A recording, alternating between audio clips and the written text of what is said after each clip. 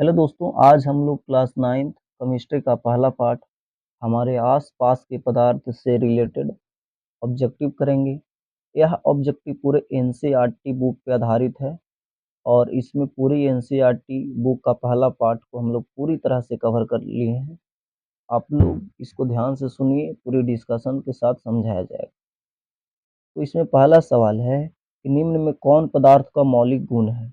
देखिए, पदार्थ का हम लोग डेफिनेशन में पढ़े हैं कि जो स्थान घेरे, जिसमें द्रव्यमान एवं आयतन हो, उसी को हम लोग पदार्थ कहते हैं। इसीलिए पदार्थ का जो मौलिक गुण है वो द्रव्यमान और आयतन होगा। इसका उत्तर ए करेक्ट उत्तर होगा। अगला सवाल है, पदार्थ के गुण, पदार्थ के कण क्या होते हैं? तो पदार्थ के कण अति सूक्ष्म भी होते हैं, गतिज ऊर्जा युक्त भी होते हैं और एक दूसरे को आकर्षित भी करते हैं। इसीलिए करेक्ट उत्तर इसका इनमें से सभी होगा, डी उत्तर सही होगा।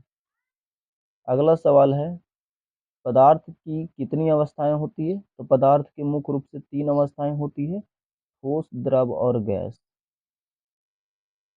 ठोस, द्रव और गैस। ऐसे प्लाज्मा अवस्था ये सभी होती है, लेकिन मुख्य रूप से 3 अवस्थाएं होती है। क्वेश्चन नंबर 4 ध्यान से समझिए कि निम्न में कौन पदार्थ का गुण नहीं है? तो पदार्थ में घनत्व का भी गुण होता है, संपीड्यता का भी गुण होता है और विसरण यानी कि एक दूसरे से मिलना।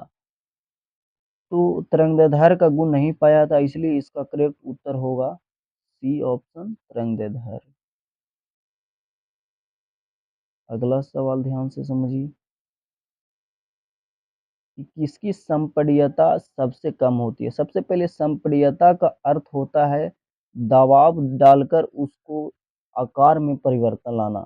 तो सबसे कम होता है ठोस के, क्योंकि ठोस को हम लोग दबाव डालकर उसके आकार में कम या ज़्यादा नहीं कर सकते हैं। इसलिए इसका उत्तर होगा सबसे कम संपीड्यता ठोस में होता है। 5 का ऑप्शन नंबर ए करेक्ट उत्तर होगा। छठा नंबर सवाल ध्यान से समझिए, निम्न में किसका घनत्व सबसे अधिक होता है? सब समझिए, घनत्व से आप लोग एकदम याद कर लीजिएगा, घनत्व मतलब घना, यानी सबसे घना किस पदार्थ के मतलब कण होते हैं? तो सबसे घना होते हैं ठोस के, इसीलिए 6 के भी आंसर ए होगा सही उत्तर। 7 नंबर सवाल ध्यान से समझिए कि किसी ठोस पदार्थ को सीधे वाष्प में परिवर्तन क्या कहलाता है? तो देखिए, किसी ठोस पदार्थ को सीधे वाष्प में परिवर्तन ऊर्ध्वपातन कहलाता है, ऊर्ध्वपातन कहलाता है, सब्लिमेशन कहलाता है। और यहाँ पे ऊर्ध्वपातन ऑप्शन डी में है, इसीलिए इसका करेक्ट उत्तर डी होगा। 8 नंबर सवाल ध्यान से समझिए, वाष्पन की प्रक्रिया से क्या उत्पन्न होती है? तो वाष्पन की प्रक्रिया से ठंडक उत्पन्न होती है। देखिए, वाष्पन और क्वथनांक, क्वथन में 2 अंतर है, ठीक है। वाष्पन होती है जो ऊपरी सतह पर होती है और क्वथनांक जो होती है पूरी भीतरी सतह मतलब पूरी सतह पर होती है क्वथनांक, और वाष्पन ऊपरी सतह पर होती है। बात ध्यान में रखिए। अगला सवाल क्वेश्चन नंबर 9 है, वायु का दाब जैसे जैसे घटता है वैसे वैसे द्रव का क्वथनांक भी घटेगा। वायु का दबाव जैसे जैसे बढ़ता है वैसे वैसे द्रव का क्वथनांक भी बढ़ता है। यानी क्वथनांक जो है वो वायु के दबाव के समानुपाती होता है, ठीक है।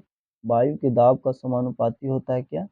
द्रव का क्वथनांक। यानी कि जैसे जैसे क्वथनांक बढ़ेगा वैसे वैसे, जैसे जैसे दाब बढ़ेगा वैसे वैसे पदार्थ का क्वथनांक भी बढ़ेगा। क्वेश्चन नंबर 10 ध्यान से समझिए, गैस का द्रव में परिवर्तन क्या कहलाता है? तो गैस का द्रव में परिवर्तन, यहाँ पे ऑप्शन गलत दिया हुआ है। किसी चीज गैस का द्रव में परिवर्तन हम लोग को संघनन कहलाता है, संघनन कहलाता है। इसका उत्तर सही कर लीजिएगा, सही गलत दिया हुआ। अगला सवाल कि वह ताप जिस पर ठोस द्रव में परिवर्तित हो जाता है तो उसको कहते हैं द्रवनांक। ऑप्शन 11 का ए सही होगा, द्रवनांक। क्वेश्चन नंबर 12 ध्यान से समझिए कि एक पदार्थ के कणों को एक साथ बांधकर रखने वाला बल क्या कहलाता है? अंतरा अणुक आकर्षण बल कहलाता है, यानी अंतरा अणुक बल कहलाएगा। इसलिए इसका करेक्ट उत्तर सी होगा। क्वेश्चन नंबर 13 ध्यान से समझिए, वह प्रक्रिया जिसमें इत्र की गंध वायु को चारों ओर फैल जाती है क्या कहलाता है? तो इसका विसरण कहलाता है। चलिए अगला सवाल है कि निम्नलिखित में कौन पदार्थ है? तो बताइए, गंध पदार्थ नहीं है, ठंडा पदार्थ नहीं है, प्रेम पदार्थ नहीं है, ठंडा जल जो हम लोग कोल्ड ड्रिंक, ये एक पदार्थ है, इसलिए इसका उत्तर डी ऑप्शन सही होगा। क्वेश्चन नंबर 15 ध्यान से समझिए, निम्नलिखित में कौन पदार्थ नहीं है? तो बताइए, हवा पदार्थ है, जल भी पदार्थ है, भोजन भी पदार्थ है, स्नेह पदार्थ नहीं है, इसलिए 15 का करेक्ट उत्तर सी होगा। 16 नंबर सवाल समझिए, निम्न किस अवस्था में अणुओं की ऊर्जा अधिकतम होती है? सबसे ज़्यादा ऊर्जा गैस की होती है, उसके बाद द्रव की होती है और सबसे कम ठोस की होती है। तो आप लोग याद रखिएगा किस अवस्था में अणुओं की ऊर्जा अधिकतम होती है, तो गैस इसका सही उत्तर होगा, option C is correct answer.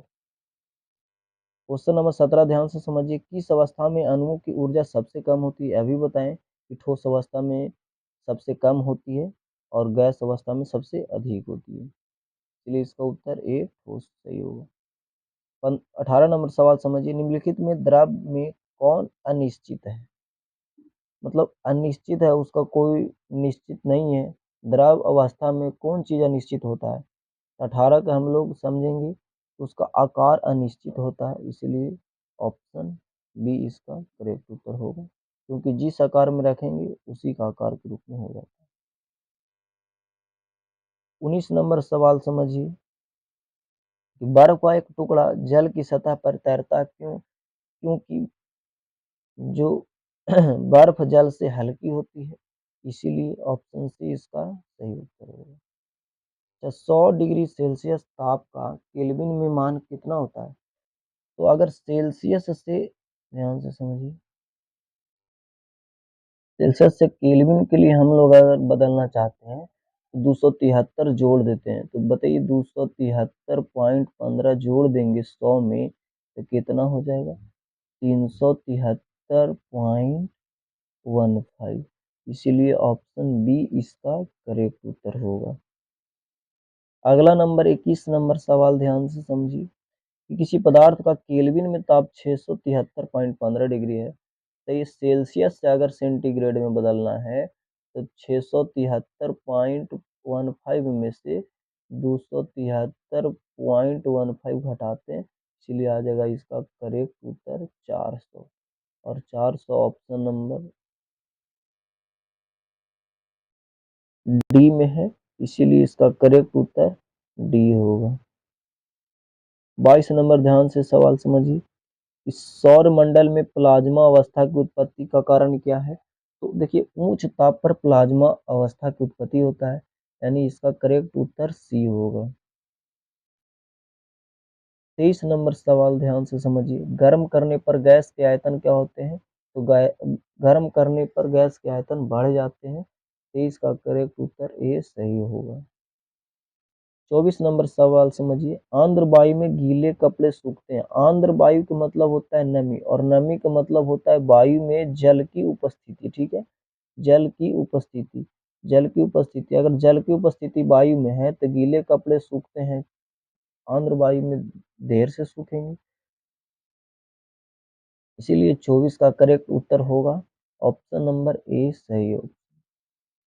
25 number सवाल ध्यान से समझिए, हवादार जगहों पर द्रव के वाष्पन का भी, देखिए, हवा के समानुपाती होता है वाष्पन, जैसे ज़्यादा हवा तो वाष्पन भी तेज।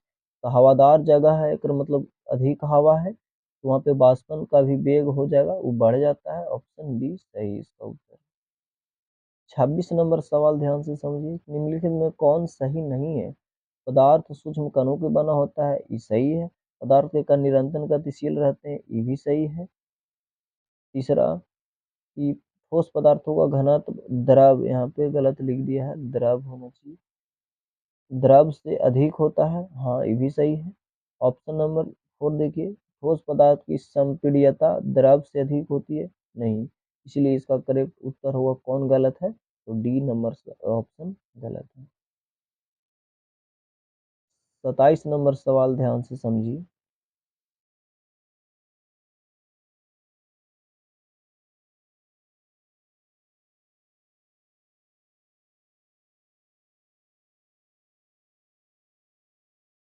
तापमान बढ़ाने पर कोई ठोस पदार्थ क्या होगा? तो तापमान बढ़ाने पर कोई ठोस पदार्थ द्रव में भी परिवर्तित हो जाएगा, बिना द्रव में परिवर्तित हुए सीधे गैसीय अवस्था में, जिसको ध्रुवपातन हम लोग कहते हैं, या फिर वो परिवर्तित भी नहीं होगा, जैसे बालू पत्थर ये सब वैसे ही को वैसे ही अवस्था में रह जाएगा। इसीलिए इसका करेक्ट उत्तर होगा ऑप्शन डी, उपयुक्त सही। 28 नंबर सवाल ध्यान से समझिए कि निम्न में किसका ऊर्ध्वपातन होता है? तो बताइए, ऊर्ध्वपातन नौसादर आयोडीन ये सबका होता है, तो इसमें आयोडीन ऑप्शन दिया हुआ है, इसलिए 28 का करेक्ट उत्तर बी होगा, आयोडीन। निम्नलिखित में कौन पदार्थ का गुण नहीं है? तो पदार्थ स्थान घेरता है, ये गुण है। द्रव्यमान भी होता है, ये भी गुण है। आयतन भी होता है, ये भी गुण है। बताइए, नंगी आंखों से दिखाई नहीं देगा। हाँ, ये गलत बात है, नंगी आंखों से पदार्थ हमें दिखाई देता है। तो कौन गुण नहीं है?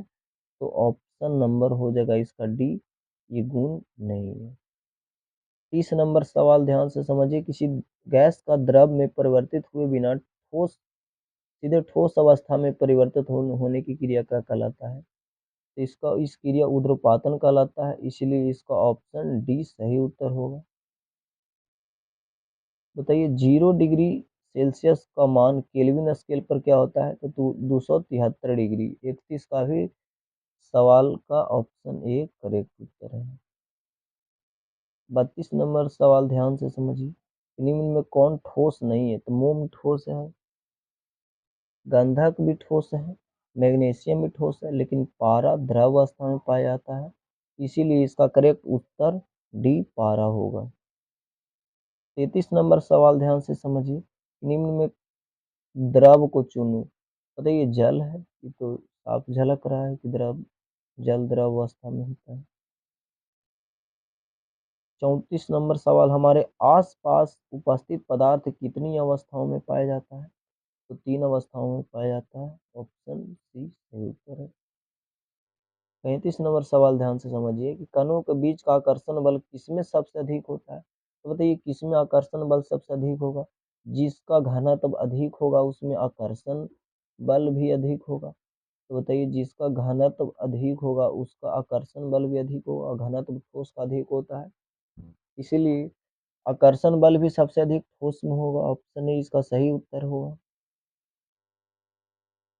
36 नंबर सवाल ध्यान से समझिए, अमोनिया क्लोराइड को गर्म करने पर क्या होगा?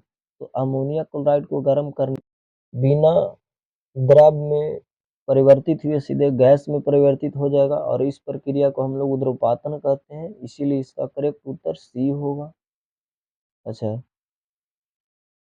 37 नंबर, शुष्क बर्फ क्या है? तो ठोस कार्बन डाइऑक्साइड को हम लोग शुष्क बर्फ कहते हैं। ये बहुत वीवीआई सवाल है, और इसका करेक्ट उत्तर ठोस कार्बन डाइऑक्साइड, यानी 37 का बी सही उत्तर होगा। सवाल नंबर 38 ध्यान से समझिए, निम्नलिखित में कौन तरल पदार्थ नहीं है? तो बताइए, जल भी तरल है, पारा भी तरल है, हवा भी तरल है, लोहा तरल नहीं है, क्योंकि इसमें बहाव की प्रवृत्ति नहीं पाई जाती है, इसीलिए इसका करेक्ट उत्तर डी सही होगा। आगे ध्यान से समझिए, 39 नंबर सवाल कि किसी पदार्थ के इकाई आयतन का द्रव्यमान को क्या कहते हैं? तो घनत्व कहते हैं। आप लोग याद भी किए होंगे, इकाई आयतन के द्रव्यमान को घनत्व कहते हैं। 39 की ऑप्शन सी करेक्ट उत्तर होगा। 40 नंबर सवाल ध्यान से समझिए,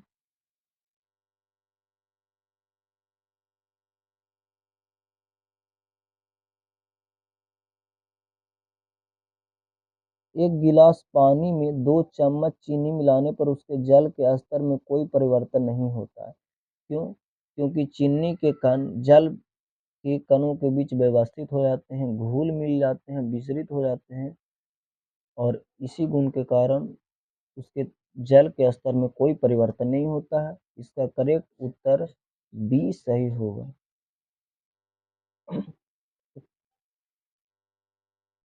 41 नंबर सवाल ध्यान से समझिए।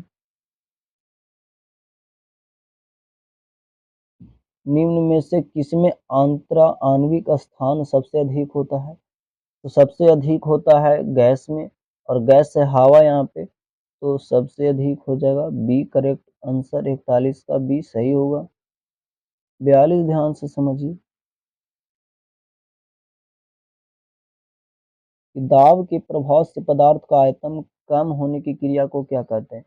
तो संपीड्यता। अभी बताएं कि दाब के प्रभाव से अगर पदार्थ के कण घट बढ़ रहे हैं तो उसी को हम लोग कहते हैं संपीड्यता। और 42 का भी आंसर दाब के प्रभाव से पदार्थ का आयतन कम होने की क्रिया क्या कहलाएगा? तो संपीड्यता, यानी 42 का करेक्ट उत्तर ऑप्शन ए सही होगा। 43 नंबर सवाल ध्यान से समझिए।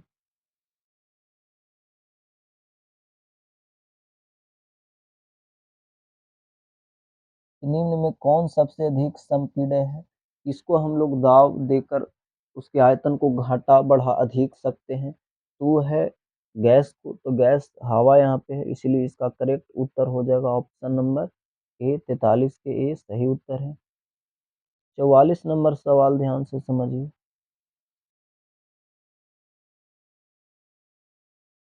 किसी तापक्रम पर द्रव के वाष्प का वायुमंडलीय दाब के बराबर हो जाता है तो उस द्रव को क्या कहते हैं? तो क्वथनांक कहते हैं। जब द्रव के वाष्प वायुमंडलीय दाब के बराबर हो जाता है तो वहां पे हम लोग कहते हैं क्वथनांक। ठीक है, ये VVI सवाल है, याद कर लीजिएगा। क्वथनांक कहते हैं, ऑप्शन बी इसका सही उत्तर है। 45 नंबर सवाल ध्यान से समझिए। बर्फ जल के ऊपर तैरता है क्यों? बर्फ जल के ऊपर क्यों तैरता है? क्योंकि बर्फ घनत्व जल के घनत्व से कम होता है। ऑप्शन ए इसका सही उत्तर है। 46 नंबर सवाल ध्यान से समझिए। वायु क्या है? तो वायु एक गैस है। 47 सवाल समझिए। धातु धातु की बाल्टी क्या है? तो धातु की बाल्टी ठोस है।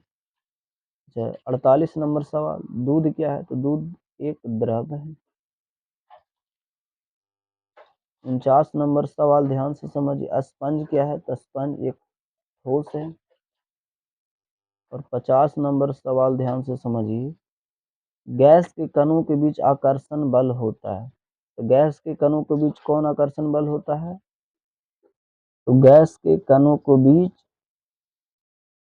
आकर्षण बल सबसे कम होता है, इसलिए इसका करेक्ट उत्तर बी होगा।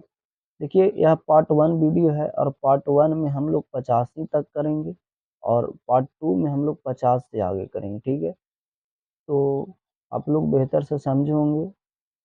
ठीक है।